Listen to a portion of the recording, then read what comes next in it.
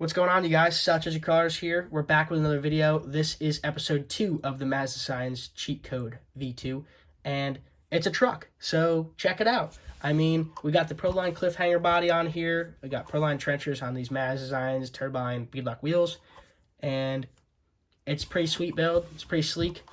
I did name it. It's called the Dark Knight, and I love this truck. I mean, it does a lot. It's real nimble, and it could really get into some tight stuff. So let's get into it before I keep rambling on.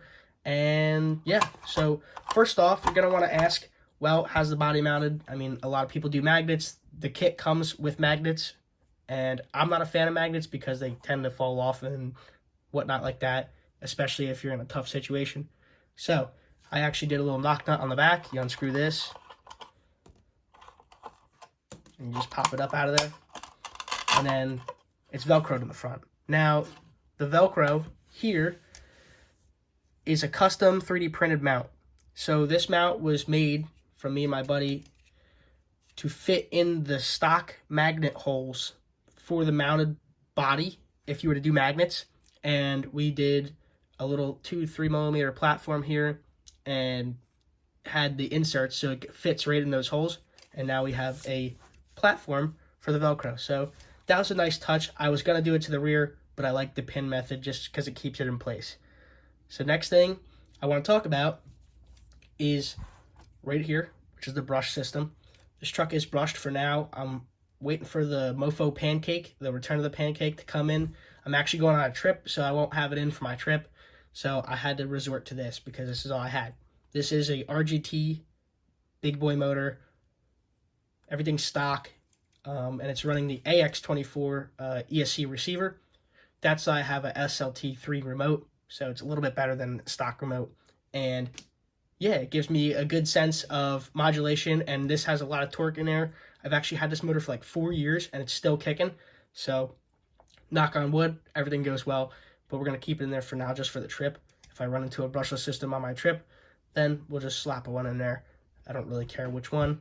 Just mainly looking for something that's brushless to keep this thing kind of on the cheaper side. So nothing else really got done to the truck other than just the wheels and tires, the body, and the 3D printed mount. But this is what I'm talking about as it meaning all together. The truck drives phenomenal, and I've driven this thing a handful of times, and the only damage to the slider is that little bit right there. Other than that, these things are so durable. So I actually had this in a pretty good bind the other day, and I thought I had broken the slider, but it's actually just of how much it was sliding over the rock, almost to where it was like pulling it down. But it did really well, and there's like no marks on it.